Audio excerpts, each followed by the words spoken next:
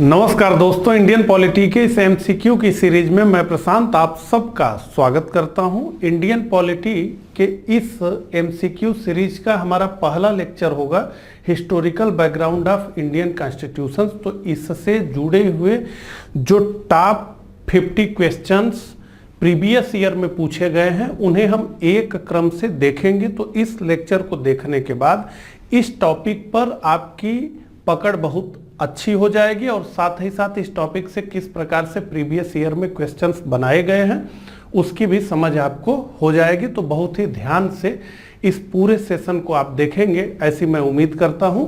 तो चलिए इस लेक्चर की शुरुआत करते हैं। उससे पहले मैं आप लोगों को बताना चाहूँगा कि आरओ एआरओ प्रीलिम्स और मेंस के लिए हमने एक कंबाइंड बैच प्रारंभ किया है और जिसमें कि आपको मिलेंगे वीडियो लेक्चर्स, पीडीएफ नोट्स और टेस्ट सीरीज। तो पूरा ये कंप्लीट पैकेज है आप लोगों के लिए। अगर आपको इससे जुड़ना हो तो समीक्षा अधिकारी आरओ एआरओ 2021 वीडियो कोर्स ये लिख करके हमें जो है इस नंबर पे आप व्हाट्सएप करें, आपको जानकारी दे दी जाएगी। तो इसमें जो है केवल प्रीलिम्स के लिए आप जुड़ना चाहते हैं तो वो भी ऑप्शन है, केवल मेंस के लिए जुड़ना चाहते हैं तो वो भी ऑप्शन है, प्री और मेंस कंबाइंड जुड़ना चाहते हैं तो उसका भी ऑप्शन है। आप अपनी सुविधा के अनुसार जो है इसे चेक कर सकते हैं और कोई जानकारी चाहिए तो ये जो नंबर दिया गया है उस पर संपर्क कर सकते हैं। बहुत अधिक समय न लगाते हुए चलिए हम पहले प्रश्न से शुरू करते हैं। तो यहाँ पर आपको प्रश्न दिखेगा, आप मेरे साथ प्रश्नों को पढ़ते हुए, अगर मेरी थोड़ी स्पीड अधिक हो जाए तो आप जो है वीडियो को पॉज करके उसका उत्तर देंगे। और यहाँ पर आपको दिखेगा कि ये प्रश्न किस वर्ष के एग्जाम में पूछा गया था। तो सिमिलर क्वेश्चंस जो रहे हैं उन्हें हमने डिलीट कर दिया है। तो ये नहीं है कि प्रीवियस ईयर में कुल इतने ही क्वेश्चंस पूछे गए, असल में एक ही क्वेश्चन को घुमा करके 5-5, 6-6 बार और विभिन्न आयोगों द्वारा पूछे गए हैं। तो इसमें क्या होगा, तो जितने भी हिंदी पट्टी के स्टेट पीएससीज हैं, चाहे एमपी पीसीएस या BPSC, Jharkhand PCS, Uttarakhand PCS, Rajasthan PCS और यूपीएससी, और उसके अलावा आरओ एआरओ, इस तरह का जो उत्तर प्रदेश लोक सेवा आयोग द्वारा परीक्षा होती है उन सबके प्रीवियस ईयर क्वेश्चंस हैं।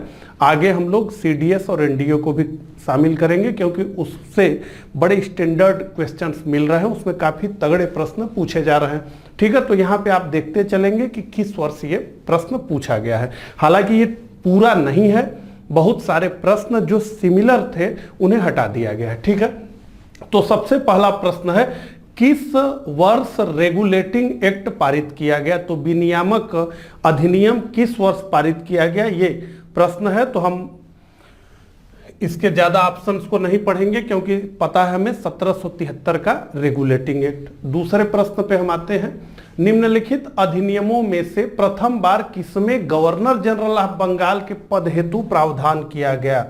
तो क्या क्या ऑप्शंस है हमारे पास, ए रेगुलेटिंग अधिनियम 1773, पीट का भारत अधिनियम 1784, 1813 का चार्टर्ड अधिनियम और 1833 का अधिनियम। तो इसको मैंने बहुत विस्तार से समझाया था इंडियन पॉलिटी के लेक्चर में, बहुत विस्तार से हमने इसको समझाया था। तो रेगुलेटिंग एक्ट 1773 इसका उत्तर है। तो रेगुलेटिंग एक्ट 1773 के माध्यम से बंगाल के गवर्नर को बंगाल का गवर्नर जनरल बना दिया गया। 1833 के अधिनियम के माध्यम से बंगाल के गवर्नर जनरल को भारत का गवर्नर जनरल बना दिया गया और 1858 के अधिनियम के माध्यम से भारत के गवर्नर जनरल को एक और पदनाम दिया गया, वायसराय। तो अब हो गया 1858 के बाद से गवर्नर जनरल एंड वायसराय।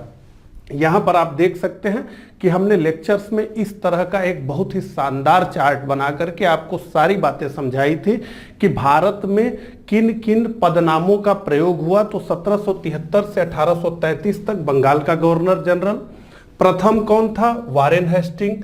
किस अधिनियम में यह प्रावधान था, रेगुलेटिंग एक्ट। इनकी कौन नियुक्ति करता था, ये सारा आप देखें तो एक एक विषय को मैंने बड़े डिटेल में समझाया। यहां तक कि गवर्नर जनरल और वायसराय में क्या अंतर था वो भी हमने समझा है। तो निश्चित रूप से आपको ये पता है।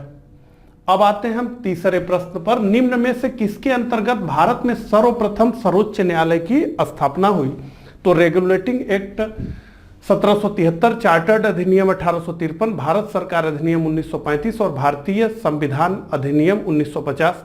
तो ये देख करके ही लग रहा है, इसमें से अगर कोई कंफ्यूज हो सकता है तो इससे कंफ्यूज हो सकता है, क्योंकि फेडरल सुप्रीम कोर्ट की स्थापना की गई, संघीय उच्चतम न्यायालय की स्थापना की गई थी 1935 के माध्यम से, लेकिन यहां पर जो है सर्वप्रथम सर्वोच्च न्यायालय पूछा जा रहा है। इसका उत्तर है रेगुलेटिंग एक्ट 1773। रेगुलेटिंग एक्ट 1773 को जब हम पढ़ रहे थे तो हमने उसमें सबसे महत्वपूर्ण प्रावधान ये देखा कि रेगुलेटिंग एक्ट 1773 के माध्यम से कंपनी पर संसदीय नियंत्रण की शुरुआत हो गई, पहला पॉइंट।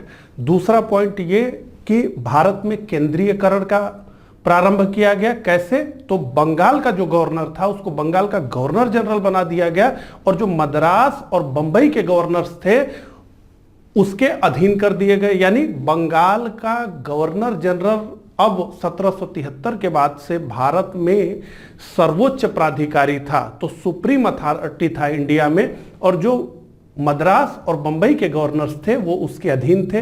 तो संसदीय नियंत्रण की शुरुआत, केंद्रीकरण का प्रारंभ, और तीसरा सबसे महत्वपूर्ण पॉइंट कि 1773 के रेगुलेटिंग एक्ट के माध्यम से पहली बार ब्रिटिश ईस्ट इंडिया कंपनी के राजनीतिक अधिकारों को मान्यता दी गई। ठीक है, तो रेगुलेटिंग एक्ट 1773, इसके मुख्य न्यायाधीश कौन थे वो भी हमने देखा है, और अन्य न्यायाधीश कौन थे उनके भी नाम को हमने देखा। अब अगला प्रश्न इसी से है। कलकत्ता में सुप्रीम कोर्ट भारतवर्ष में प्रथम बार किस अधिनियम द्वारा बनाई गई थी? तो पिट्स इंडिया एक्ट, 1909 का अधिनियम, 1919 का अधिनियम, 1858 का अधिनियम। तो निश्चित रूप से इसका उत्तर है 1773 का रेगुलेटिंग एक्ट, और इसलिए इस ऑप्शन में कहीं भी नहीं है, तो ये जो है इनमें से कोई नहीं हमारा उत्तर होगा। देखिए मैं इसको काट दिया, ठीक है, यही हमारा उत्तर होगा, ई हमारा उत्तर होगा फोर्थ का। आगे आते हैं। ईस्ट इंडिया कंपनी द्वारा स्थापित उच्चतम न्यायालय के प्रथम मुख्य न्यायाधीश थे? तो सीधे सीधे मुख्य न्यायाधीश का नाम पूछा जा रहा है, तो ABCD। तो इसका उत्तर है ए, इल्जाह इम्पे या इलिजा इम्पे, कई तरीके से इनका नाम लिखा जाता है। तो एलिजाह एम्पे ये प्रथम मुख्य न्यायाधीश थे।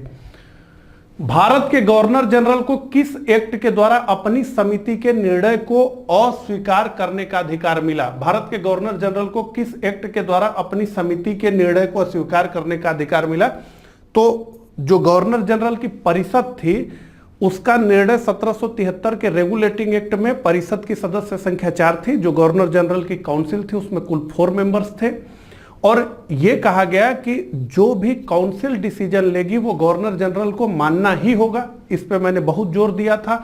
आगे मैंने आपको बताया था कि फिर 3 सदस्य कर दिया गया, क्योंकि गवर्नर जनरल को थोड़ा सा जो है काउंसिल से मुक्त करना था। और फाइनली मैंने आपको बताया कि 1786 के एक्ट में यह स्पष्ट रूप से प्रावधान कर दिया गया कि गवर्नर जनरल विशेष परिस्थितियों में अपनी काउंसिल के राय को नहीं भी मान सकता था, और ये सारा अधिनियम जो है लॉर्ड कॉर्नवालिस भारत में बंगाल का गवर्नर बन जाए इसके लिए किया गया था। और मैंने ये भी आपको बताया था कि ये समय ब्रिटिश विस्तार का था भारत में, और ऐसे में काउंसिल से बंधा हुआ गवर्नर जनरल नहीं चाहिए, बल्कि एक मुक्त गवर्नर जनरल चाहिए जो कि तेजी से निर्णय ले सके।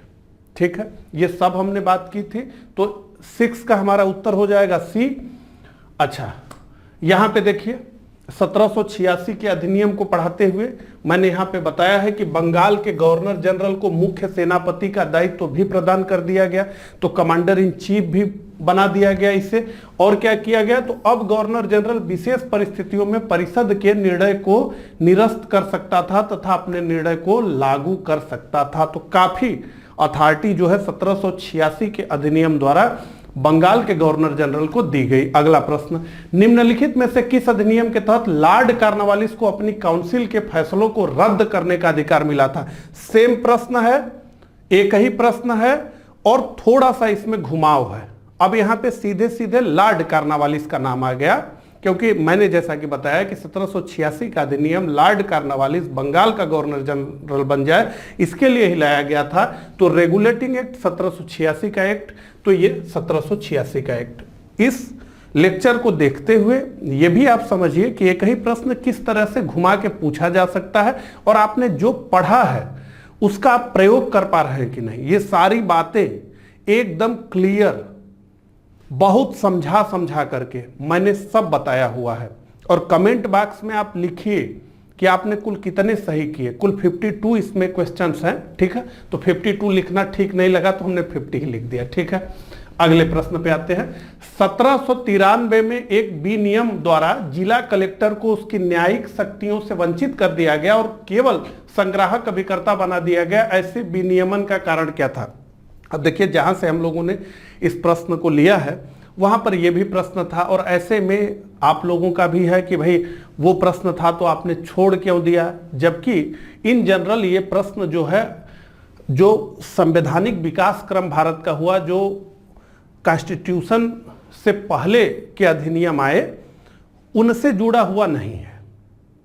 क्योंकि ये पूरा का पूरा जो कालखंड कॉर्नवालिस के समय जो सारे सुधार हुए उनको हम पढ़ते हैं, तब उसके अंतर्गत ये होना चाहिए, या तो कॉर्नवालिस पढ़े या भू राजस्व की व्यवस्था पढ़े, उसके तहत ही आता है। ये इसके तहत प्रश्न है भी नहीं, आप देख करके भी समझ रहे हैं, लेकिन हमने कहा कि इसको भी हम रख लेते हैं। तो ऐसे कई क्वेश्चंस हैं जो कि स्टेट स्पेसिफिक थे, तो उनको हमने हटा दिया है, ठीक है। हाँ, तो पहला ऑप्शन है, लॉर्ड कॉर्नवालिस ने महसूस किया कि जिला कलेक्टर की राजस्व संग्रहण की दक्षता अन्य कार्यों के बोझ न रहने से बहुत अधिक बढ़ जाएगी। लॉर्ड कॉर्नवालिस ने महसूस किया कि न्यायिक शक्ति अनिवार्य रूप से यूरोपियनों के हाथ में होनी चाहिए, जबकि जिलों में राजस्व संग्रहण का कार्य भारतीयों को सौंपा जा सकता है। लॉर्ड कॉर्नवालिस जिला कलेक्टर में संकेंद्रित इतनी विस्तृत शक्ति से सतर्क हो गया था और वह महसूस करता था कि एक व्यक्ति में इतनी परम शक्ति का होना अवांछनीय है, क्योंकि सत्ता भ्रष्ट करती है और संपूर्ण सत्ता संपूर्ण भ्रष्ट करती है।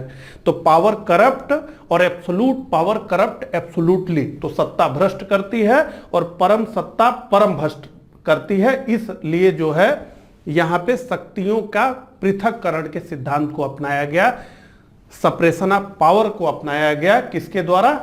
तो लॉर्ड कॉर्नवालिस के द्वारा। तो 8 का उत्तर हमारा सी।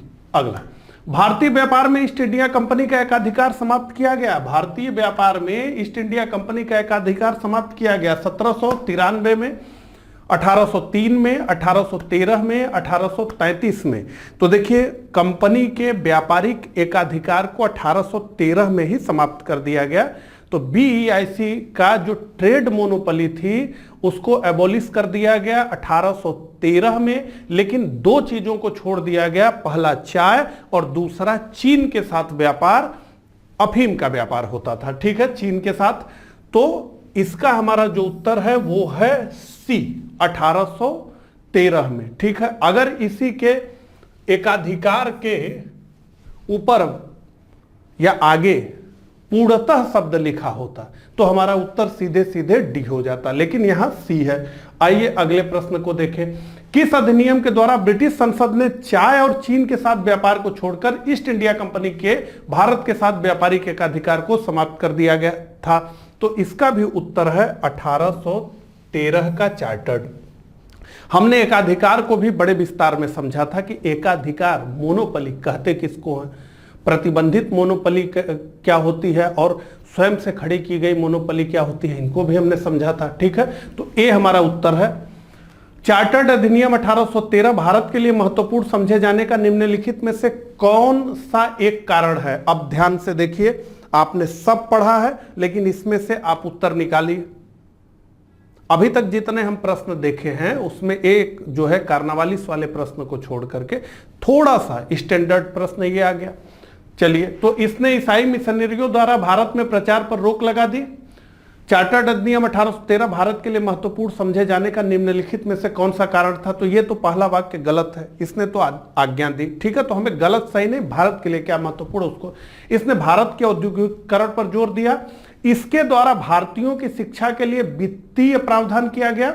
इसके द्वारा भारत में रेल तंत्र विकसित करने के लिए स्वीकृति दी गई। तो 2 ऑप्शन तो ए और डी एकदम ही अनरिलीवेंट है। अगर आपने पढ़ा हो तो 1 लाख रुपए शिक्षा के लिए खर्च किए जाने का प्रावधान किया गया था।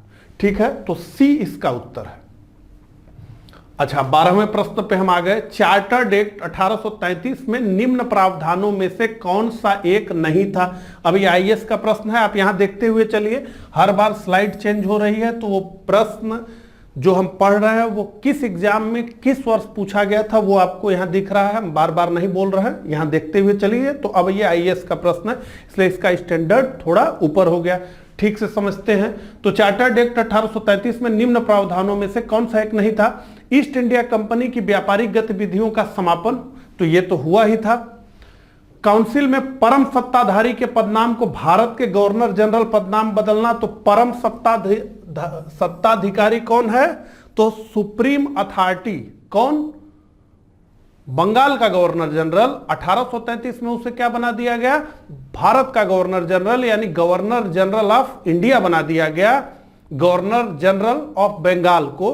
तो जो परम सत्ताधारी था, जो सर्वोच्च प्राधिकारी था भारत में, के पदनाम को भारत के गवर्नर जनरल के पदनाम में बदला गया, तो बिल्कुल बदला गया। केंद्रीय 1773 के रेगुलेटिंग एक्ट से भारत में केंद्रीयकरण की शुरुआत की गई। कैसे? जबकि बंगाल प्रेसिडेंसी को सर्वोच्च बना दिया गया और मद्रास और बंबई प्रेसिडेंसी को उसके नीचे कर दिया गया।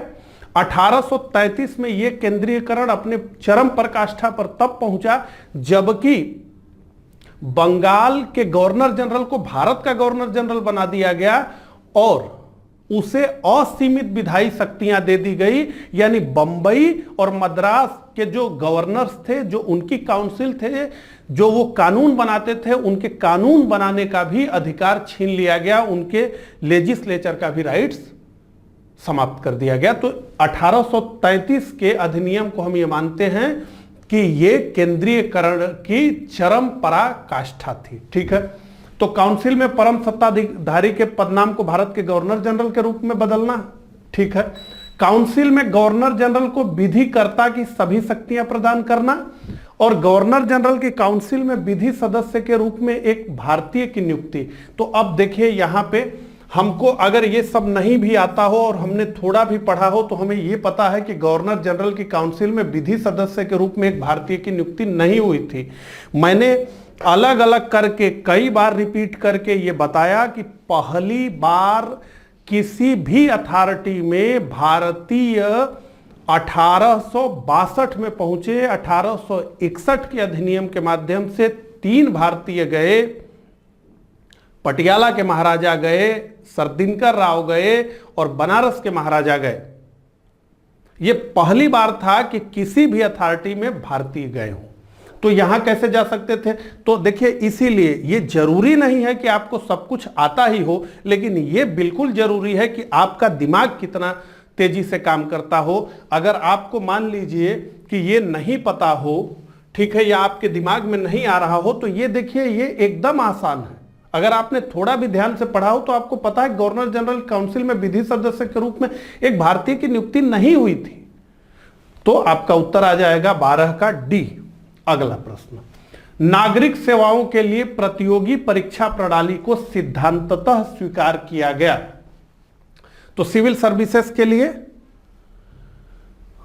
प्रतियोगी परीक्षा होगी, यह किस अधिनियम में प्रावधान किया गया, यह पूछा जा रहा है। तो निश्चित रूप से इसका उत्तर है 1853 के अधिनियम में यह प्रावधान किया गया था। स्पष्ट रूप से यह कहा गया कि नामजदगी यानी नॉमिनेशन के माध्यम से, इंटरव्यू के माध्यम से या किसी के सिफारिश के माध्यम से अब सिविल सेवा में चयन नहीं होगा, बल्कि इसके लिए प्रॉपर प्रतियोगी परीक्षा होगी। तो अब मेरिट के अनुसार होगा।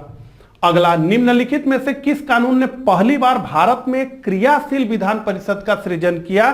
तो एक फंक्शनल लेजिस्लेटिव काउंसिल का सृजन किया। तो chartered act 1793, chartered act 1813, chartered act 1853, chartered act 1833।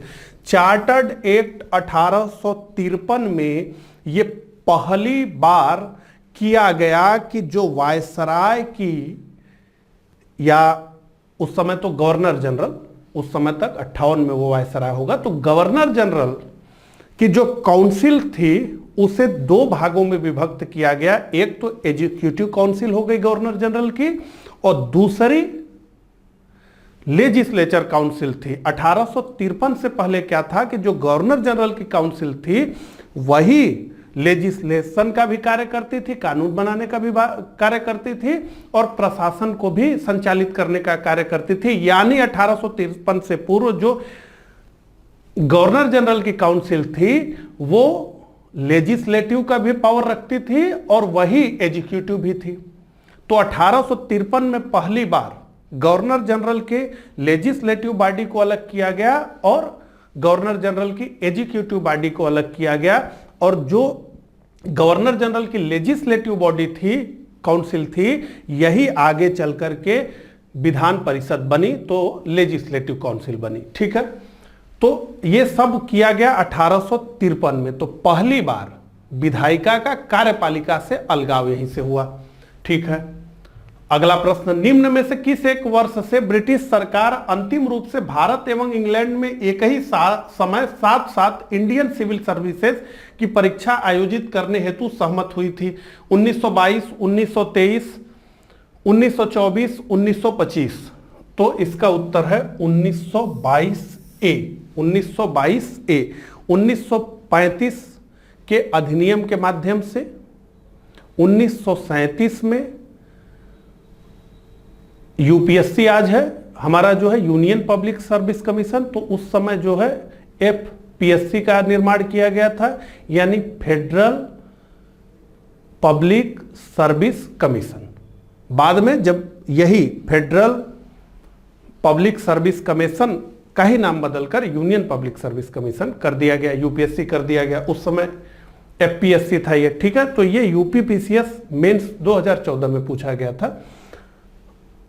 UP में मेंस भी ऑब्जेक्टिव होता था पहले। ठीक है, 16वें प्रश्न पे हम आ गए हैं। सूची 1 तथा सूची 2 को सुमेलित करना है, तो लिस्ट 1 और लिस्ट 2, तो मैचिंग का क्वेश्चन आ गया। आइए देखते हैं इसको, सबसे अच्छे ट्रिक से हम करने का प्रयास करते हैं। ठीक है, तो इसमें आप ये देखिए कि आपको सबसे आसानी से क्या तथ्य याद है।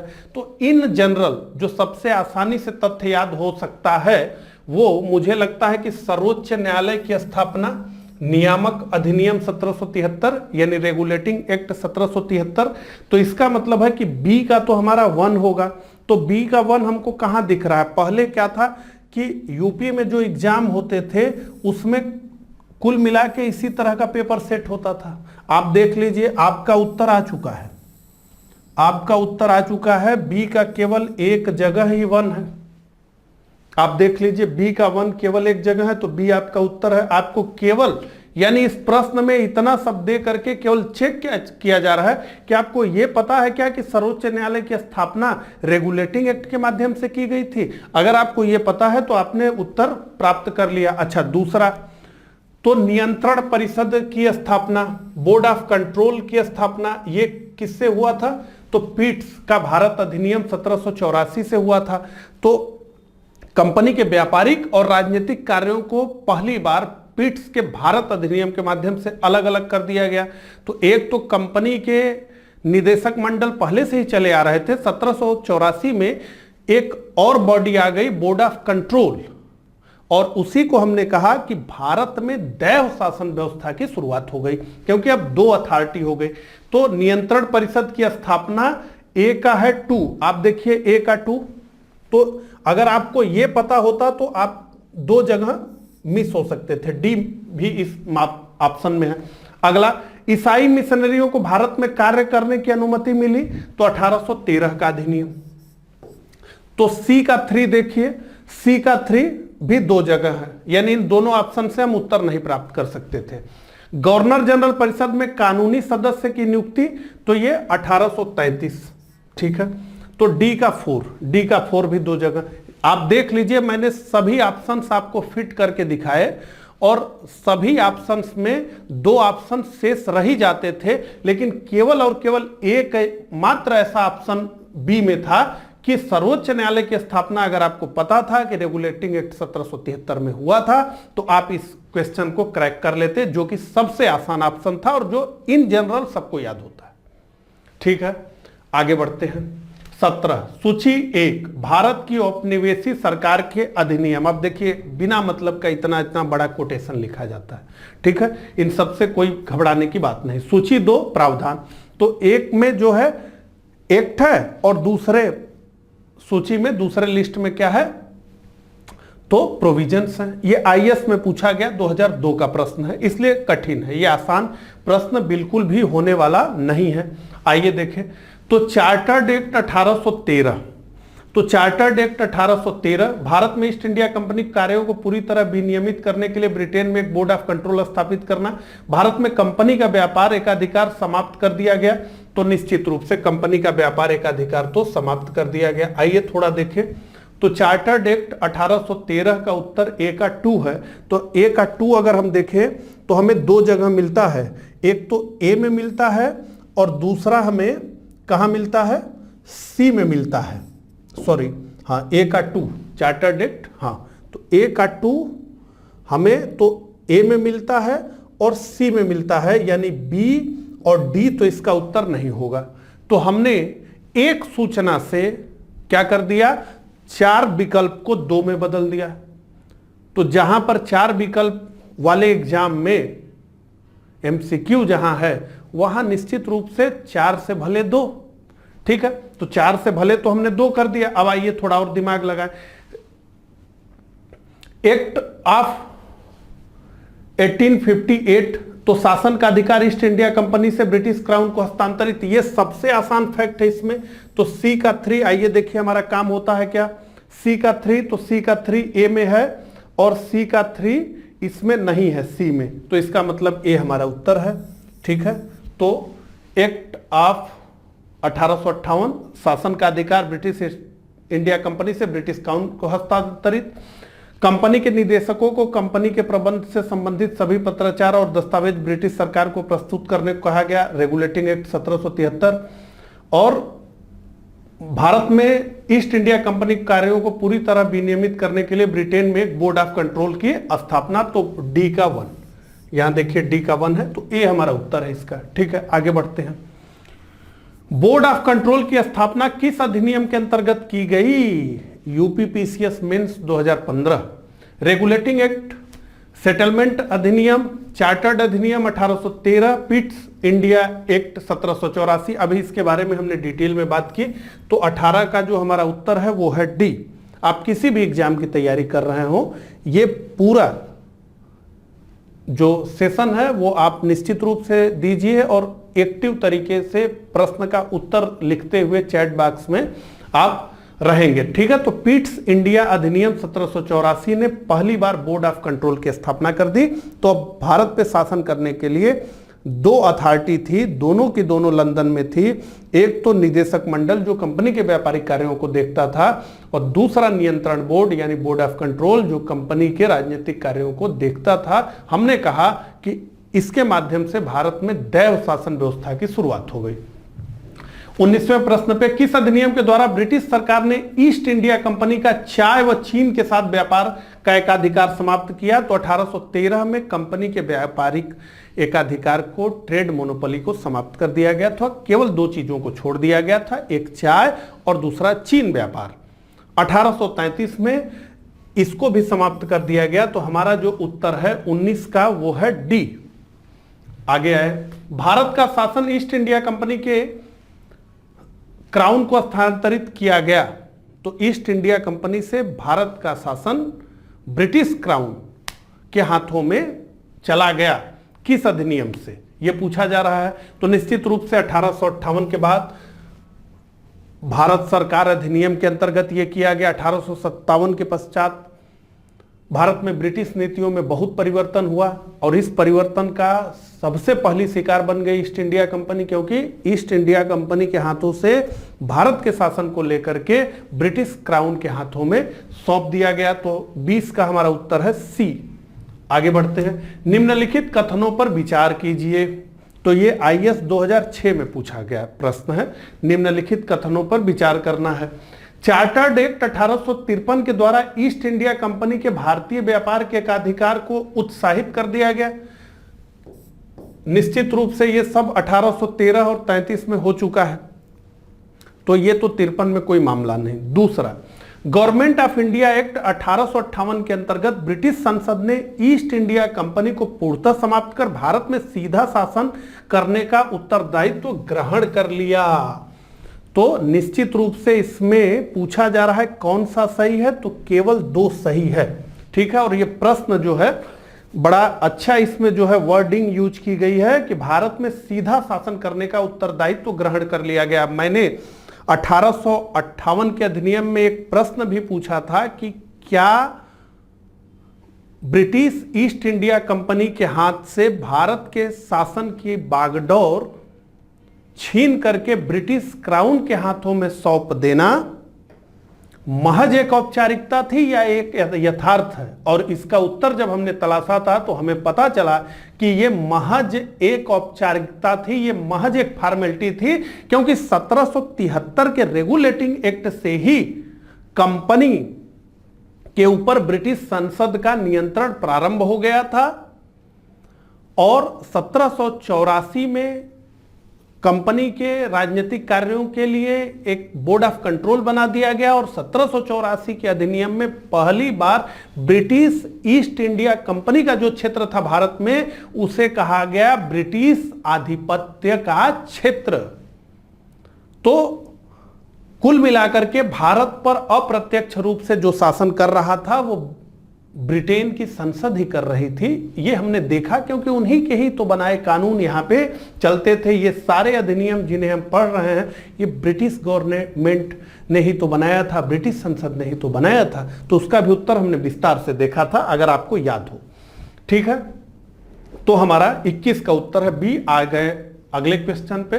निम्नांकित में से किस एक्ट के द्वारा भारत के गवर्नर जनरल को अध्यादेश जारी करने की शक्ति प्रदान की गई? Chartered act 1833, Indian council act 1861, Indian council act 1892, Indian council act 1909। जल्दी से इसका उत्तर बताना है।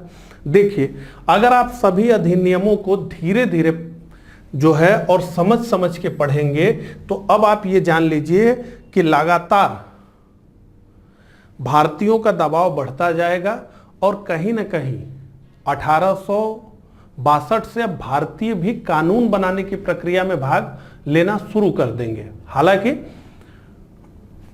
उनका बहुत अधिक पावर नहीं है, लेकिन फिर भी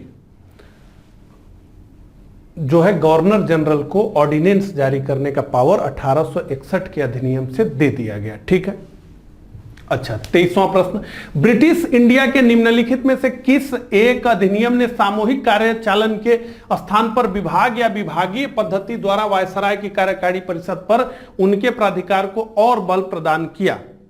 तो देखिए, यहां प्रश्न ये पूछा जा रहा है कि वायसराय की जो एग्जीक्यूटिव काउंसिल थी वो कब विभागीय आधार पर चलने वाली मंत्रिमंडल बन गई? तो लॉर्ड कैनिंग इस व्यवस्था का जनक माना जाता है। 1861 से पूर्व यह होता था कि गवर्नर जनरल की जो एग्जीक्यूटिव काउंसिल थी जो 1853 में अलग हो गई थी। पहले 1853 से पहले गवर्नर जनरल की एग्जीक्यूटिव और लेजिस्लेटिव काउंसिल एक ही थी जो हमने देखा। 1853 में इनका अलगाव हुआ। 1861 में एग्जीक्यूटिव काउंसिल के जो मेंबर्स थे उन सबको एक एक जो है विभाग दे दिया गया। पहले क्या होता था कि एग्जीक्यूटिव काउंसिल ही सारे जितने भी डिपार्टमेंट्स हैं सबको देखती थी। तो डिफेंस वही देख रही है, फिनांस वही देख रही है, सारा चीज वो देख रही है, जितने शासन के विभाग होते थे। लेकिन 1861 से यह किया गया कि नहीं, सभी को विभाग बांट दो, पोर्टफोलियो सिस्टम कर दो, जो ऐसे आज हम देखते हैं। ठीक है, कि एक प्रधानमंत्री हैं, फिर रक्षा मंत्री है, कोई कोई विदेश मंत्री है, कोई वित्त मंत्री है, कोई उद्योग मंत्री है। इस तरीके से ये व्यवस्था जो है 1861 से पहली बार जो है भारत में प्रारंभ की गई। ठीक है, इंडियन काउंसिल एक्ट 1861 हमारा इसका उत्तर है। 24 निम्नलिखित में से किस अधिनियम के अंतर्गत भारतीय विधान परिषद को बजट पर बहस करने की शक्ति प्राप्त हुई? भारतीय परिषद अधिनियम 1861, भारतीय परिषद अधिनियम 1892, भारतीय परिषद अधिनियम 1909 और भारत शासन अधिनियम 1919। तो देखिए, भारतीय विधान परिषद को बजट पर बहस करने की शक्ति प्राप्त हुई भारतीय परिषद अधिनियम 1892 के माध्यम से। इसमें जो है स्पष्ट रूप से जिस वर्ड का हमने प्रयोग किया था कि परिषदों को बजट और जनहित के मुद्दे पर गवर्नमेंट की एग्जीक्यूटिव काउंसिल, जो गवर्नर की एग्जीक्यूटिव काउंसिल थी, उससे प्रश्न पूछने का अधिकार मिला। लेकिन यह भी था कि प्रश्न 6 दिन पूर्व की सूचना पर पूछा जाना चाहिए, पहला। और दूसरा ये कि सप्लीमेंट्री क्वेश्चन नहीं पूछे जा सकते, यानी अनुपूरक प्रश्न नहीं पूछा जा सकता। यानी एक बार में एक प्रश्न पूछेंगे, उस प्रश्न के आधार पर दूसरा प्रश्न बना करके आप नहीं पूछेंगे। ये जो है प्रावधान किया गया, लेकिन मताधिकार नहीं था। इनका काम केवल था कि ये प्रश्न पूछ सकते हैं, बजट पर भी पूछ सकते हैं और जनहित के मुद्दे पर भी पूछ सकते हैं। 6 दिन पहले पूछना होगा, एक शर्त, और दूसरी शर्त यह कि अनुपूरक प्रश्न सप्लीमेंट्री क्वेश्चन नहीं पूछ सकते थे। ठीक। निम्नलिखित में से किस अधिनियम के द्वारा अंग्रेजों ने भारत में सर्वप्रथम परोक्ष निर्वाचन प्रणाली की शुरुआत की? 1909, 1861, 1867, 1892। इसका भी उत्तर है डी। ठीक है, तो पहली बार 1892 के अधिनियम में परोक्ष चुनाव की बात हुई। जो वायसराय की विधायी परिषद थी, जिसे केवल विधान परिषद कहा गया, लेजिस्लेटिव काउंसिल, उसमें अधिकतम जो मेंबर्स थे उनको 16 कर दिया गया, जिसमें से कि केवल 5 इलेक्टेड होते थे। और इन 5 का डिस्ट्रीब्यूशन यह था कि चेंबर ऑफ कॉमर्स से 1, और जो 4 प्रोविंसेस थे, जो 4 प्रांत थे, हर प्रांत से एक एक मेंबर आना था। तो कुल 5 लोग इसमें चुने हुए थे 16 लोगों में से। सबके डिस्ट्रीब्यूशन को मैंने अलग अलग बताया था। और इन 5 चुने हुए में से 4 जो 4 प्रोविंसेस थे, उनसे चुन करके आए थे। तो कुल मिलाकर के इसी को हमने कहा कि प्रांतीय प्रतिनिधित्व का प्रारंभ भी इसी अधिनियम से हुआ। लेकिन मैंने कई बार इस बात को बताया कि इस अधिनियम में जो 5 लोगों को चुने जाने की व्यवस्था थी, असल में वो चुनाव की पद्धति ही थी। लेकिन इस अधिनियम में चुनाव, इलेक्शन, इस शब्द का कहीं प्रयोग नहीं था। एक शब्द के रूप में चुनाव, इलेक्शन, इस शब्द का प्रयोग नहीं किया गया था, लेकिन पद्धति वही थी। प्रत्यक्ष चुनाव का मामला हम मानते हैं कि 1892 में आया। अच्छा, आगे बढ़ते हैं। बॉम्बे, मद्रास और कलकत्ता में उच्च न्यायालयों की स्थापना कब हुई? बॉम्बे, मद्रास और कलकत्ता में उच्च न्यायालयों की स्थापना कब हुई? तो इसका उत्तर है ए, बी, सी, डी में से ए। 1861 के अधिनियम के माध्यम से 1862 में हुई। ठीक है, अगला प्रश्न। भारत में ब्रिटेन के सभी संवैधानिक प्रयोगों में सबसे कम समय तक चला? 1861 का इंडियन काउंसिल एक्ट, 1892 का इंडियन काउंसिल एक्ट, 1909 का इंडियन काउंसिल एक्ट, 1919 का गवर्नमेंट ऑफ इंडिया एक्ट। तो 1909 का इंडियन काउंसिल एक्ट, इसे पढ़ते हुए पहली ही लाइन इस जो अधिनियम के प्रोविजंस की थी, उसमें हमने प्रयोग किया था कि संवैधानिक प्रयोगों में सबसे अल्पकालिक।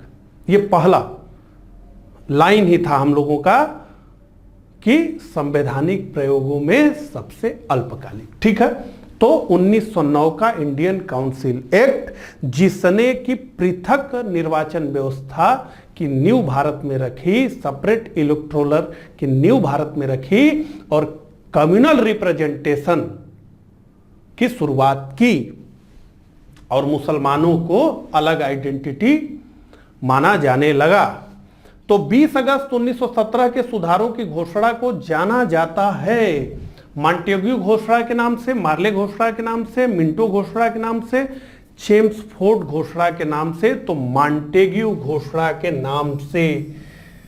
1919 के अधिनियम को पढ़ते हुए 1919 के अधिनियम के पूर्व भारत की राजनीतिक स्थिति को समझाते हुए मैंने सारी बातें ये बताई कि मॉन्टेग्यू को ये घोषणा करनी पड़ी कि चरणबद्ध तरीके से भारत में उत्तरदायी संस्थाओं का विकास किया जाएगा। भारत का राज्य सचिव, secretary of state of India Montagu Chelmsford की रिपोर्ट भारतीय परिषद अधिनियम 1909 का आधार बनी, भारत सरकार अधिनियम 1919 का आधार बनी, भारत सरकार अधिनियम 1935 का आधार बनी, भारतीय स्वतंत्रता अधिनियम 1947 का आधार बनी। तो निश्चित रूप से भारत सरकार अधिनियम 1919 का आधार बनी। तो ये मॉन्टेग्यू कौन है? तो ये राज्य सचिव हैं। भारत में 1858 के बाद क्या स्ट्रक्चर रहा उसको हमने जो है एक चार्ट बनाकर अच्छे से समझा कि भारत में शासन का जो स्ट्रक्चर 1858 में बना, उसमें यह हुआ कि ये जो निदेशक मंडल थे यानी कोर्ट ऑफ डायरेक्टर्स और ये जो नियंत्रण बोर्ड था, बोर्ड ऑफ कंट्रोल, इन दोनों को समाप्त कर दिया गया और लंदन में एक इंडिया ऑफिस, एक इंडिया काउंसिल बनाई गई जिसमें कुल 15 मेंबर्स थे और उसको जो हेड करता था उस व्यक्ति का नाम था राज्य सचिव और वो व्यक्ति ब्रिटिश कैबिनेट का सदस्य होता था। भारत मंत्री के नाम से भी वो जाना जाता था। तो लंदन में भारत परिषद थी, वो सुप्रीम अथॉरिटी थी, गवर्नर जनरल उसके नीचे भारत में कार्य करते थे। इससे क्या परेशानी हुई भारत में, इसको भी हमने समझा कि छोटे छोटे निर्णय भी भारत से हजारों किलोमीटर दूर लिए जाने लगे। इससे भारत के जमीनी प्रशासन में लड़खड़ाहट आ गई। ये सब समझा था, सब जाना था, उसी की बात हो रही है। तो मॉन्टेग्यू भारत का राज्य सचिव है और चेम्सफोर्ड भारत का उस समय वायसराय है। तो दोनों के नाम से मॉन्टेग्यू चेम्सफोर्ड रिफॉर्म, जिसे हम जानते हैं भारत सरकार अधिनियम 1919 के नाम से। 1919 में जब मॉन्टेग्यू चेम्सफोर्ड अधिनियम पास हुआ तब इंग्लैंड का प्रधानमंत्री कौन था? मैंने बहुत ही अच्छे तरीके से बताया था, होमवर्क दिया था कि जितने महत्वपूर्ण एक्ट्स हैं उस समय ब्रिटेन का शासक कौन था, ब्रिटेन का संप्रभु, ब्रिटेन का सोवरेन कौन था और ब्रिटेन का प्राइम मिनिस्टर कौन था और भारत का 58 के बाद राज्य सचिव कौन था। ये आपका होमवर्क था। देखिए एक प्रश्न है यहां से, तो लॉर्ड जॉर्ज ये है। तो जो भी होमवर्क आपको दिया जाए वो होमवर्क आपको करना चाहिए, ये आपको समझ में आ रहा है, ठीक है। प्रांतों में दैव शासन प्रणाली डायआर्की किस अधिनियम के अंतर्गत लागू की गई थी? लियोनिस कार्टिस इस व्यवस्था का जनक माना जाता है, डायआर्की का, ठीक है। तो प्रांतों में दैव शासन प्रणाली किस अधिनियम के अंतर्गत लागू की गई थी? तो निश्चित रूप से 1919 के अधिनियम के माध्यम से की गई थी। अभी नेक्स्ट क्वेश्चंस पे जाते हैं तो डिटेल में इसके बारे में भी हम बात करेंगे। भारतीय इतिहास के संदर्भ में दैव शासन डायआर्की सिद्धांत किसे निर्दिष्ट करता है? अब ये इससे पहले वाला प्रश्न क्या था भैया? ये फैक्ट पे था, ये फैक्ट था, ये आप रट सकते हैं, लेकिन अब ये कॉन्सेप्ट है। अब इस प्रश्न को वही हल करेगा जो इसे ठीक से समझा है। हमने तो बड़े ठीक से समझा है, हमने तो यहां तक समझा है कि इस व्यवस्था से क्या परेशानियां हुई या इस व्यवस्था में जो मंत्रियों की सरकारें थी उन्हें किस प्रकार से एक नियंत्रित वातावरण में काम करना पड़ता था, उनके पास आजादी नहीं थी, सब हमने बात किया है। तो आइए पहले देख लें। केंद्रीय विधानमंडल का 2 सदनों में विभाजन, 2 सरकारों अर्थात केंद्रीय और राज्य सरकारों का शुरू किया जाना, 2 शासक समुच्चय, एक लंदन में दूसरा दिल्ली में होना, और डी प्रांतों में प्रत्यायोजित विषयों का 2 प्रवर्गों में विभाजन। तो हमने कहा कि 1919 के अधिनियम के माध्यम से प्रांत और संघ के क्या विषय होंगे उनको डिवाइड कर दिया गया। प्रांतों के विषयों को दो भागों में डिवाइड किया गया। एक को कहा गया ट्रांसफर्ड यानी हस्तांतरित, और एक को कहा गया आरक्षित, ठीक है, यानी रिजर्व्ड। रिजर्व्ड सब्जेक्ट वो थे जिन पे गवर्नर जनरल को अपनी कार्यकारिणी की मदद से, अपनी जो है काउंसिल की मदद से शासन करना था। और ट्रांसफर्ड सब्जेक्ट वो थे जिस पे मंत्रियों के को काम करना था, जो कि विधानमंडल के प्रति उत्तरदायी थे। जैसे अभी है तो कोई भी मुख्यमंत्री या मंत्री बनता है तो वो विधानमंडल का ही सदस्य होता है, विधानसभा का ही सदस्य होता है, ठीक है। तो उसी प्रकार से तो बॉडी दो हो गई। अभी जैसे दिल्ली में है, दिल्ली में क्या है, तो दिल्ली में कुछ सब्जेक्ट्स ऐसे हैं जो एलजी के पास है, लेफ्टिनेंट गवर्नर के पास है, मुख्यमंत्री के पास नहीं है। हर राज्यों में पुलिस किसके पास है, मुख्यमंत्री के पास है, चीफ मिनिस्टर के पास है। लेकिन दिल्ली में पुलिस किसके पास है, तो एलजी के तहत है, और जो है केंद्रीय गृह मंत्रालय के अंतर्गत है। यानी अरविंद केजरीवाल के पास पुलिस है ही नहीं। तो इस तरह का ढांचा है। जैसे आप दिल्ली में देख रहे हैं, एक विषय है जिसपे गवर्नर जनरल की काउंसिल को अधिकारिता, और दूसरा विषय है जिसपे कि मंत्रियों की सरकारें थी। तो हम ये कहें कि 1919 के अधिनियम से दैव शासन व्यवस्था आया, डायआर्की आई, क्योंकि शासन को दो तरीके से बांटा गया, और जो कम महत्वपूर्ण थे और अधिक उत्तरदायित्व के विषय थे, शिक्षा, स्वास्थ्य, कृषि, ये सब कहां रखा गया, ये सब रखा गया ट्रांसफर्ड में। ये सब्जेक्ट किनको दिए गए, मंत्रियों की सरकारों को दिया गया। और जो सबसे महत्वपूर्ण विषय थे, जैसे कि वित्त, फिनांस, वो रिजर्व सब्जेक्ट था, पुलिस रिजर्व सब्जेक्ट था, राजस्व और न्याय ये रिजर्व सब्जेक्ट था। तो कहने का मतलब मैंने कहा था कि जो शासन के प्रतीक होते हैं, दंड यानी पुलिस, और कोष यानी फिनांस, और तीसरा न्याय यानी जुडिशरी, ये तीनों के तीनों ही नहीं थे मंत्रियों के पास।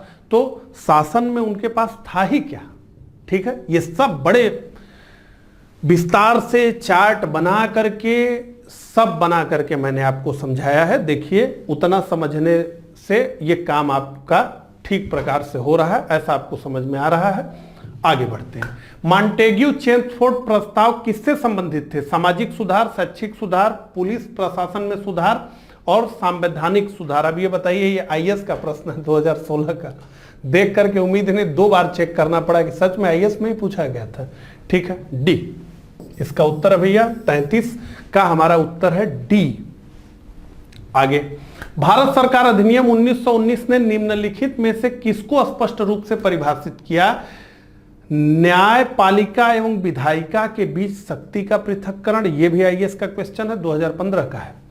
केंद्र एवं प्रांतीय सरकारों की अधिकारिता, भारत के सेक्रेटरी ऑफ स्टेट एवं वायसराय की शक्तियां, और उपरोक्त में से कोई नहीं, ठीक है। देखिए, केंद्रीय एवं प्रांतीय सरकारों की अधिकारिता पहली बार अलग अलग बता दी गई। इस विषय को हमने समझा था, पहली बार बजट को भी अलग कर दिया गया, केंद्र का अलग बजट और राज्य का अलग बजट, ठीक है। लेकिन अब चूंकि ये प्रश्न है तो आप थोड़ा सा ये देखिए कि इसमें से तर्क संगत कौन सा है, जल्दी उत्तर पर मत आ जाइए, ठीक है, क्योंकि जब आईएएस का प्रश्न होता है तो थोड़ा सा उसे ध्यान से देखने की जरूरत पड़ती है, ठीक है। तो न्यायपालिका एवं विधायिका के बीच शक्ति का पृथक्करण, ऐसा तो कुछ था नहीं, ये नहीं है। भारत के सेक्रेटरी ऑफ स्टेट एवं वायसराय की शक्तियां, ये भी नहीं था, ठीक है। अब तो सारी शक्ति धीरे धीरे 1909 से धीरे धीरे किधर ट्रांसफर होगी, भारतीयों के पास होगी। 1861 के बाद ही हमने कहा था कि 1861 के बाद हम देखते हैं तो हमें दिखता है। आंदोलन, अधिक संवैधानिक सुधारों की मांग और सुधार हमेशा अंग्रेजों के द्वारा अनिच्छा से किए जाते थे, इसलिए सदैव अपर्याप्त रहते थे। और जब सुधार अपर्याप्त रहते थे तो असंतोष उपजता था, और जब असंतोष उपजता था तो और सुधारों की मांग होती थी। और ये पूरी कहानी 1861 के बाद 1935 तक चली। ठीक, चलिए, केंद्रीय एवं प्रांतीय सरकारों की अधिकारिता। आगे बढ़ते हैं, कमेंट करते रहिए चैट बॉक्स में। निम्न में से भारत सरकार अधिनियम 1919 के बारे में असत्य कथन को चिन्हित कीजिए। यह अधिनियम मार्ले मिंटो सुधार अधिनियम के नाम से भी जाना जाता है। इस अधिनियम में केंद्रीय एवं प्रांतीय विषयों को अलग कर दिया गया था। भारत सरकार अधिनियम 1921 में लागू हुआ। मॉन्टेग्यू भारत के राज्य सचिव एवं लॉर्ड चेम्सफोर्ड भारत के वायसराय थे। निम्न में से भारत सरकार अधिनियम 1919 के बारे में असत्य कथन को चिन्हित कीजिए। अब देखिए, इस अधिनियम में केंद्रीय एवं प्रांतीय विषयों को अलग कर दिया गया। मान लीजिए आपको नहीं याद है। भारत सरकार अधिनियम 1921 में लागू हुआ। अब ये कब लागू हुआ ये इन जनरल कोई नहीं पढ़ाता है, और न तो आपको किसी किताब में ही मिलेगा। इसको भी छोड़ दीजिए, मुझे नहीं पता है कि 20 में लागू हुआ या 21 में लागू हुआ। ठीक, मॉन्टेग्यू भारत के राज्य सचिव एवं लॉर्ड चेम्सफोर्ड भारत के वायसराय थे। अब ये तो याद ही रखना होगा। मान लीजिए ये भी नहीं याद है तो इतना तो याद ही होगा कि यह अधिनियम मार्ले मिंटो सुधार अधिनियम के नाम से नहीं जाना जाता था। ये गलत है। 1909 का अधिनियम इस नाम से जाना गया। ये 1919 का अधिनियम है। ये मॉन्टेग्यू चेम्सफोर्ड सुधार के नाम से जाना गया। ठीक है, तो ये RSRTS 2016 का प्रश्न था। तो 35 का उत्तर हमारा है भैया ए। ठीक है, आगे बढ़ते हैं। निम्न कथनों पर विचार कीजिए। भारत सरकार अधिनियम 1919 के प्रवर्तन के साथ शासन का ढांचा और उसकी विशेषताएं एकात्मक और केंद्रीय ही रहीं। अब देखिए, केवल ये प्रश्न जो है उसी आधार पे आपसे पूछा जा रहा है कि क्या आपको ये पता है कि 1919 के अधिनियम के माध्यम से पहली बार केंद्रीय और प्रांतीय विषयों को अलग अलग कर दिया गया। अब उसी को कैसे घुमा करके पूछा जा रहा है। देखिए, भारत सरकार अधिनियम 1919 के प्रवर्तन के साथ शासन का ढांचा और उसकी विशेषताएं एकात्मक और केंद्रीय ही रहे। नहीं, एकात्मक कहां रह गया, ये बी केंद्रित हो गया ना। अब राज्य का अपना विषय बता दिया गया, केंद्र का अपना विषय बता दिया गया। ठीक है, तो ये तो फेडरेशन की तरफ बढ़ रहा है मामला। तो ये तो गलत है। ये क्या है, गलत है। सत्ता का एक बड़ा भाग प्रांतों को प्रत्यायोजित किया गया था। अब देखिए, ठीक है, सत्ता का एक बड़ा भाग प्रांतों को प्रत्यायोजित किया गया था, निश्चित रूप से किया गया था। ठीक है, तो इसका मतलब यह है कि कथन ए तो गलत है लेकिन कारण आर सही है। तो कथन ए गलत है परंतु कारण आर सही है, तो ये है डी। ठीक है, अगला, निम्न कथनों पर विचार कीजिए। अब फिर वहीं से प्रश्न है। देखिए, हमने इस कॉन्सेप्ट में जितना समय लगाया था समझने के लिए, वो देखिए एक एक सेकंड कैसे वसूल हो रहा है। इससे कितना प्रश्न जो है पूछे जा रहे हैं उसको आप जो है देखिए। निम्न कथनों पर विचार कीजिए। द्विशासन का अर्थ प्रशासन के विषयों का दो वर्गों में विभाजन था। कारण, प्रांतों में उत्तरदायी शासन के बोध का प्रवर्तन कराने का प्रयत्न किया गया था। दोनों सही है, ए और आर दोनों सही है, और आर ए का सही स्पष्टीकरण है। देख लीजिए, द्विशासन यानी डायआर्की का अर्थ प्रशासन के विषयों का दो वर्गों में विभाजन था। तो निश्चित रूप से विभाजन था। एक क्या हो गया, ट्रांसफर्ड, और एक क्या हो गया, रिजर्व। तो विभाजन था ही। अच्छा, प्रांतों में उत्तरदायी शासन के बोध का प्रवर्तन कराने का प्रयत्न किया गया था। तो अंग्रेजों ने इस माध्यम से इस बात को स्थापित करना चाहा कि देखिए, हम उत्तरदायी शासन, रिस्पांसिबल गवर्नेंस तो दे ही रहे हैं प्रांतों में। तो अब तो बहुत सारे विभाग हैं जो भारतीय और जो भारतीयों के वोट से चुन करके आते हैं, ऐसे लोग संभाल रहे हैं। तो मंत्री संभाल रहा है। लेकिन उसके में चीट क्या थी भैया, आप फिनांस लेके बैठे हैं, पुलिस लेकर के बैठे हैं। बिना फिनांस, बिना पुलिस, बिना न्याय के कौन सा जो है शासन और शासक, ठीक है। अरविंद केजरीवाल को देखते हैं आप, पुलिस नहीं है उनके पास, ठीक है। कैसे दिखते हैं, थोड़ा कम ताकतवर दिखते हैं, ठीक है। तो ए अगला, भारत सरकार अधिनियम 1935 के मुख्य तत्वों में सम्मिलित थे।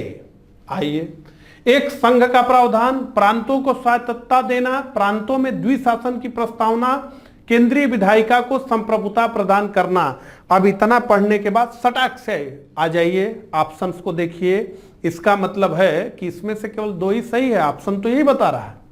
अगर आप एक लाइन से पढ़ते जाएं, आपको लगे कि अरे चारों सही है, तो यहां देख लीजिए ऑप्शंस ही बता रहा है कि इसमें से दो ही सही है। आप छांटिए कौन सा सही है। तो एक संघ का प्रावधान तो किया ही गया, और ये संघ कैसे बनेगा, ये फेडरेशन कैसे बनेगा, मैंने आपको बताया कि ये बनेगा ब्रिटिश इंडिया से और प्लस नेटिव स्टेट से, यानी देसी राज्यों से बनेगा, और ब्रिटिश भारत से बनेगा देसी राज्य, जिन्हें प्रिंसली स्टेट यानी राजकुमारों के राज्य भी कहे जाते थे, उन दोनों से मिलकर के बनेगा। लेकिन मैंने आपको बताया कि राजाओं ने कहा कि कहां फंसाओगे मुझे, छोड़ो हटाओ, हमको कोई फेडरेशन नहीं बनाना है, हमको अपने में ही हम आनंद से हैं, हमको मत छेड़ो। तो ये फेडरेशन कभी बना ही नहीं, ठीक। प्रांतों को स्वायत्तता, तो मैंने बड़े अच्छे से इस बात को लिखा था कि प्रांतों से दैव शासन व्यवस्था को समाप्त कर दिया गया और प्रांतों में ऑटोनॉमी, स्वायत्तता हो गई। तो प्रोविंशियल ऑटोनॉमी की शुरुआत हो गई प्रोविंसेस में, और वही देव शासन व्यवस्था जो प्रांतों में था 1919 के अधिनियम से, उसे उठा करके 1935 के अधिनियम में केंद्र में ला दिया गया। वो भी मैंने समझाया। तो प्रांतों को स्वायत्तता देना, ये दोनों सही हैं। प्रांतों में द्विशासन की प्रस्तावना नहीं, केंद्रीय विधायिका को संप्रभुता प्रदान करना एकदम अनरिलेवेंट। तो 1 और 2, तो हमारा उत्तर है 1, 38 का उत्तर 1 और 2। अगला, भारत सरकार अधिनियम 1935 निम्नलिखित में से किसकी रिपोर्ट पर आधारित था?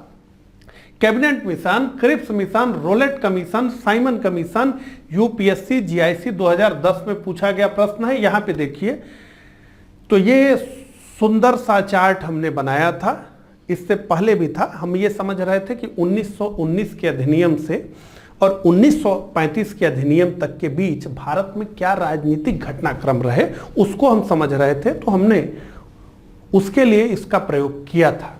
और यहां पे देखिए हमने क्या लिखा है, ठीक है।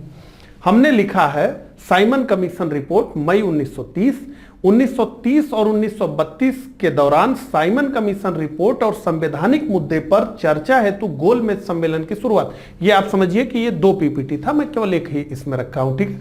उसमें सब बताया गया कि 1919 के अधिनियम की जांच करने हेतु साइमन कमीशन, ये सारी बातें, ठीक। अब देखिए यहां पे क्या लिखा है, साइमन कमीशन रिपोर्ट और गोलमेज सम्मेलनों में आए प्रस्तावों को 1935 के अधिनियम में डाल दिया गया और उसके बाद 1935 में भारत सरकार अधिनियम। इस तरीके से एकदम क्लियर करके एक एक चीजों को मैंने आप लोगों को बताया है। अब आप यहां प्रश्न देखिए, भारत सरकार अधिनियम 1935 निम्नलिखित में से किसकी रिपोर्ट पर आधारित था? Cabinet mission, Cripps mission, Rowlatt commission, Simon commission. निश्चित रूप से डी हमारा उत्तर है। आगे बढ़ते हैं। निम्नलिखित कथनों पर विचार कीजिए। 1935 के भारत सरकार अधिनियम की कुछ विशेषताएं थी। गवर्नरी प्रांतों में दैव शासन की समाप्ति, abolition of dyarchy in states. तो निश्चित रूप से यह सही है। गवर्नरों को विधायी क्रियाओं में निषेधाधिकार, वीटो की शक्ति तथा स्वयं द्वारा विधि बनाना और सांप्रदायिक प्रतिनिधित्व के नियम की समाप्ति। तो अब इसमें से फिर से हम इसे पढ़ते हैं। 1935 के भारत सरकार अधिनियम की कुछ विशेषताएं थी। गवर्नरी प्रांतों में दैव शासन की समाप्ति, ठीक है। गवर्नरों को विधायी क्रियाओं में निषेधाधिकार, वीटो की शक्ति तथा स्वयं द्वारा विधि बनाना और सांप्रदायिक प्रतिनिधित्व के नियम की समाप्ति। तो देखिए यही हमारा जो है गलत है। असल में सांप्रदायिक प्रतिनिधित्व के नियम की समाप्ति नहीं की गई थी, ठीक है, इसको तो और विस्तारित कर दिया गया था। ठीक, तो हमारा 1 और 2 है, और 1 और 2 है तो हमारा उत्तर बी है 1 और 2। IAS 2004 का यह प्रश्न था। भारत सरकार अधिनियम 1935 ने समाप्त की प्रांतीय स्वायत्तता, प्रांतीय दैव शासन व्यवस्था, भारत की संघीय संरचना, जिम्मेदार केंद्रीय सरकार।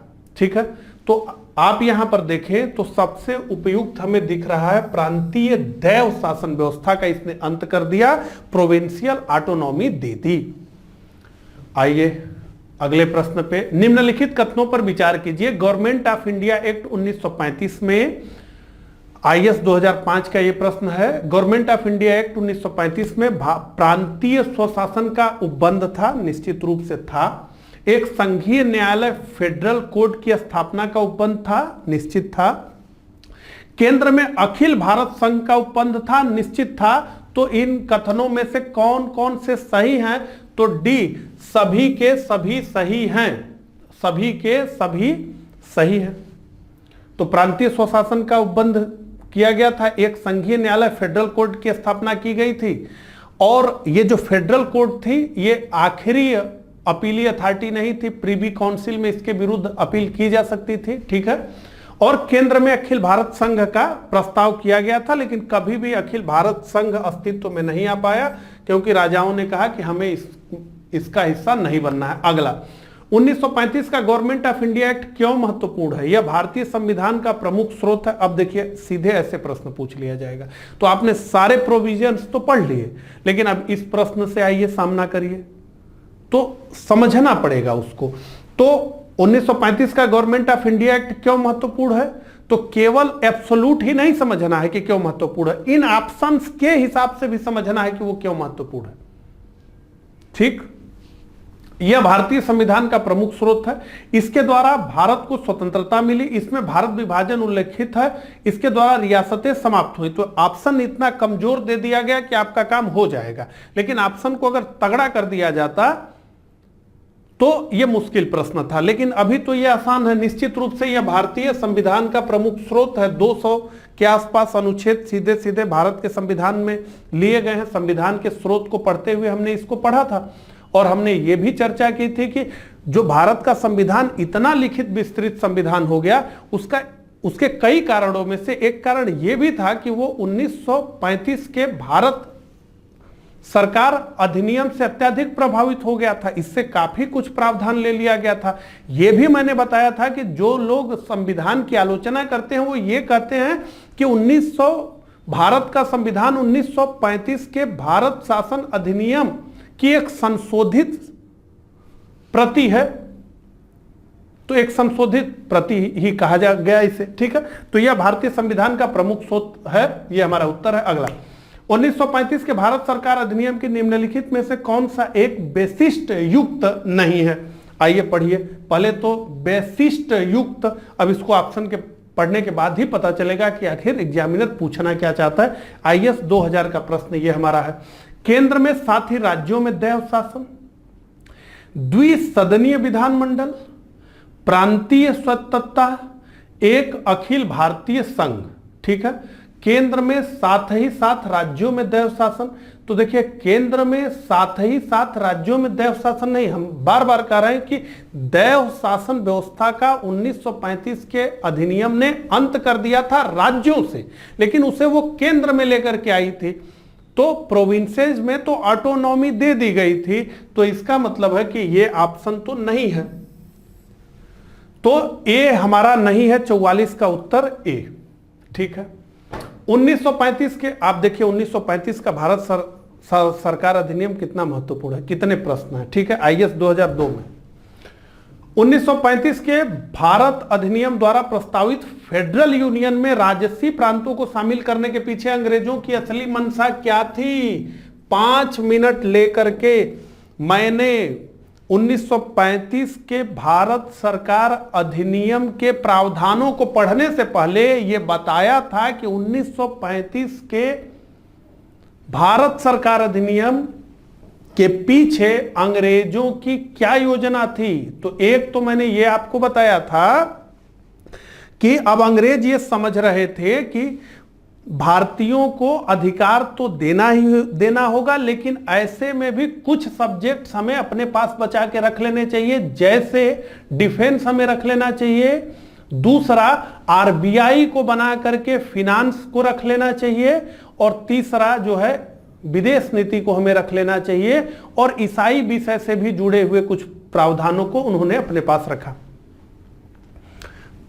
दूसरा ये मैंने बताया था कि प्रोविंशियल ऑटोनॉमी दे करके जो प्राइम मिनिस्टर्स चुन करके आएंगे प्रांतों में, उस समय चीफ मिनिस्टर ये शब्द नहीं था, जो प्रांतों में चीफ मिनिस्टर होता था उसे प्राइम मिनिस्टर कहते थे। तो प्राइम मिनिस्टर्स को मजबूत किया जाए ताकि वो जो है जो राष्ट्रीय स्तर के नेता हैं उनको काटे। और तीसरा मैंने बताया था कि अधिक से अधिक जो है संघ में राजाओं को ला करके कांग्रेस को काउंटर करना, क्योंकि मैंने आपको कहा कि जो प्रस्तावित केंद्रीय विधानसभा थी और जो केंद्रीय राज्यों की सभा थी, उन दोनों में आबादी से अधिक राजाओं को प्रतिनिधित्व दिया गया। तो केंद्रीय विधानसभा में 33% और राज्यों की सभा में 40% राजाओं को स्थान दिया गया। क्यों? क्योंकि राजा जो है कांग्रेस का साथ कभी नहीं देंगे, वो केवल और केवल जो है अंग्रेजों का ही साथ देंगे। क्यों? क्योंकि मैंने आपको बताया कि जो राजा लगभग 150-200 वर्ष बिना जो है सेना के रह गए, बिना उत्तरदायित्व के रह गए, बिना विदेश नीति के रह गए, क्योंकि उनके पास न विदेश नीति थी, न राजाओं के पास सेना थी, और न ही उनके पास संचार का अपना साधन था। तो वो ब्रिटिश कृपा पर ही हो गए, और ब्रिटिश कृपा पर होने के कारण उनके पास ताकत नहीं बची। और राजा ये अच्छे से जान रहे थे कि जब तक भारत में ब्रिटिश राज है तब तक हम हैं, और जब ब्रिटिश राज चला जाएगा तो हम नहीं रह जाएंगे। राजाओं की यह आशंका निर्मूल नहीं थी। 1947 में भारत के आजाद होने के साथ ही साथ राजाओं के अस्तित्व को समाप्त कर दिया गया। तो राजा हमेशा अंग्रेजों का पक्ष लेते, और इसलिए ज्यादा से ज्यादा जो उस समय की संसद थी, लोकसभा और राज्यसभा समझिए, उसमें यह प्रावधान किया गया कि राजाओं को बहुत अधिक प्रतिनिधित्व दिया जाए, और राजाओं के जो प्रतिनिधि थे वो मनोनीत होकर आते थे, नॉमिनेटेड थे, जबकि और लोगों को चुनाव लड़ करके आना था। हालांकि यह व्यवस्था कभी लागू नहीं हुई, लेकिन राजाओं को अपने तरफ मिलाना अंग्रेजों को, और राजाओं के माध्यम से कांग्रेस को काउंटर कराना, ये जो है 1935 के अधिनियम के पीछे अंग्रेजों की एक महत्वपूर्ण मंशा थी। ठीक है, सब समझाया है। देखिए प्रश्न है, तो राष्ट्रीय प्रांतों पर अधिक प्रत्यक्ष राजनीतिक और प्रशासनिक नियंत्रण रखना, उपनिवेश के शासन में राजाओं को सक्रिय रूप से शामिल करना, अंग्रेजों द्वारा समस्त राजसी प्रांतों के संपूर्ण राजनीतिक और प्रशासनिक अधिग्रहण को अंततः प्रभावी बनाना, राष्ट्रवादी नेताओं के साम्राज्यवादी विरोधी सिद्धांतों को व्यर्थ करने के लिए राजाओं का इस्तेमाल करना। ठीक। 46, निम्नलिखित में से किसने 1935 के अधिनियम के बारे में कहा था, एक कार जिसमें ब्रेक तो है पर इंजन नहीं। अनेकों ब्रेकों वाली इंजन रहित कार, यह मैंने आपको बताया था, अनेकों ब्रेकों वाली इंजन रहित कार।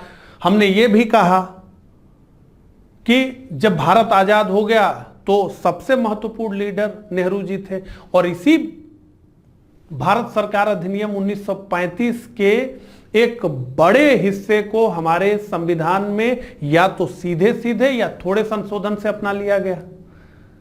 तो फिर हमने ये भी कहा कि ये फिर कहां से इसमें जो है इंजन आ गया और कहां से ब्रेक उखड़ गए।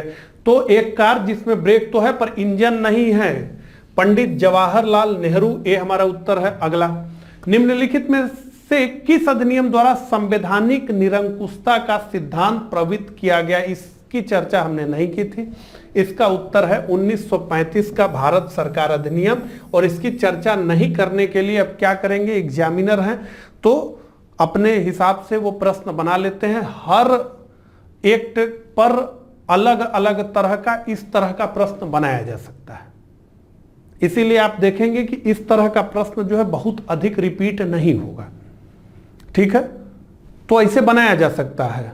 हमने आपको क्या बताया, पॉलिसी ऑफ एसोसिएशन और बेनेवोलेंट डिपोटिज्म, उदार निरंकुशता। ठीक है, किस अधिनियम के बारे में मैंने ये कहा, कमेंट करके बताइए। 48 निम्नलिखित में से किसने भारत सरकार अधिनियम 1935 को गुलामी का अधिकार पत्र कहा? तो एक नई बात ये भी जान जाइए, ये भी पंडित जवाहरलाल नेहरू ने ही कहा। ठीक है, तो किस अधिनियम के बारे में क्या कहा गया उसका जो है एक चार्ट आपके पास होना चाहिए, ठीक रहता है। प्रश्न आते हैं जैसा कि आप देख रहे हैं। अगला, भारत सरकार अधिनियम 1935 में अंतर्विष्ट अनुदेश प्रपत्र इंस्ट्रूमेंट ऑफ इंस्ट्रक्शंस वर्ष 1950 में भारत के संविधान में किस रूप में समाविष्ट किया गया? आईएएस 2010 में पूछा गया है। काफी टफ प्रश्न है, ये कहीं देखने को नहीं मिलता है। इसका उत्तर है राज्य के नीति निदेशक तत्व। ठीक है, तो आगे बढ़ते हैं। भारतीय शासन अधिनियम 1935 के द्वारा स्थापित संघ में अवशिष्ट शक्तियां किसे दी गई थी? बहुत अच्छे से मुझे याद है कि मैंने ये बोला था कि ये प्रश्न पूछा जाता है। अवशिष्ट शक्तियां, रेसिडुअल पावर्स गवर्नर जनरल के पास थी। ठीक है, संघीय विधानमंडल गवर्नर जनरल, प्रांतीय विधानमंडल प्रांतीय राज्यपाल गवर्नर जनरल बी। 50 का उत्तर हमारा बी, गवर्नर जनरल। अगला, यह किसने कहा मुझे इस आरोप के संबंध में कोई क्षमा नहीं मांगनी है कि संविधान के प्रारूप में गवर्नमेंट ऑफ इंडिया एक्ट 1935 के एक बड़े भाग को पुनः उत्पादित कर दिया गया है? पहले तो यह समझ लीजिए कि कहा क्या जा रहा है कि मुझे इस अपराध के लिए कोई क्षमा, मुझे इस आरोप के लिए, अपराध नहीं आरोप, मुझे इस आरोप के लिए कोई क्षमा नहीं मांगनी है कि संविधान के प्रारूप में गवर्नमेंट ऑफ इंडिया एक्ट 1935 के एक बड़े भाग को उठा करके रख लिया गया है। यह कहने का मतलब है कि वहां से कॉपी कर लिया गया है। यह बात कह कौन सकता है? ऐसे सोचिए, अगर ये नाम आपके पास हो, 4 नाम, तो आप जो है क्या अनुमान लगाएंगे कि यह बात कौन कह सकता है? अगर आप ये समझते हो कि प्रारूप समिति का मूलतः वर्क क्या था, ठीक है, प्रारूप समिति क्यों महत्वपूर्ण थी, अगर आप ये समझते तो आप ये जान जाते कि ये बात केवल डॉक्टर बी आर अम्बेडकर के अलावा कोई नहीं कह सकता था, क्योंकि सीधे सीधे यही जो है रिस्पॉन्सिबल थे संविधान के ड्राफ्ट के लिए। पहला ड्राफ्ट तो बीएन राव ने बनाया, लेकिन उस ड्राफ्ट के बाद उसका पूरा संशोधन और सारी चीजों को समझकर फिर प्रारूप समिति नहीं बनाया, ड्राफ्टिंग कमेटी नहीं बनाया। और ड्राफ्टिंग कमेटी को लीड कौन कर रहा था? तो डॉक्टर बी आर अम्बेडकर कर रहे थे, तो वही कह सकते थे। ये मैंने आपको बताया कि प्रश्न देख करके दिमाग लगाकर कैसे उत्तर निकाला जाता है, एक बात। दूसरी बात ये कि ये जो है काफी लंबी बड़ी स्पीच है, जिसे पढ़ करके उसका अर्थ बता बता करके मैंने समझाया था। और कब पढ़ा?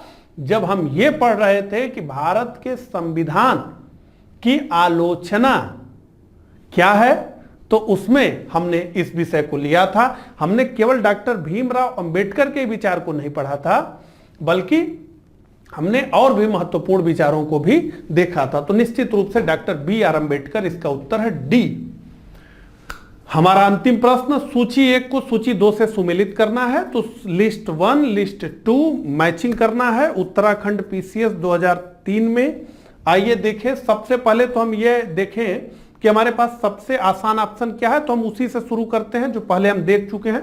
तो the regulating act 1773 supreme court की स्थापना है। ए का 4, आइए ऑप्शन में देखें। ए का 4, ये देखिए ए का 4 अब कहीं नहीं है, बी हमारा उत्तर है, देख लीजिए बी हमारा इसका उत्तर है। भारतीय परिषद अधिनियम 1909 सांप्रदायिक निर्वाचन मंडल का प्रारंभ किया गया भैया इससे, ठीक है। 1909 के अधिनियम के माध्यम से कम्युनल रिप्रेजेंटेशन दिया गया, किसको? मुसलमानों को। भारतीय सरकार अधिनियम 1919 दैव शासन का प्रारंभ, तो एक बार देखते हम चलें।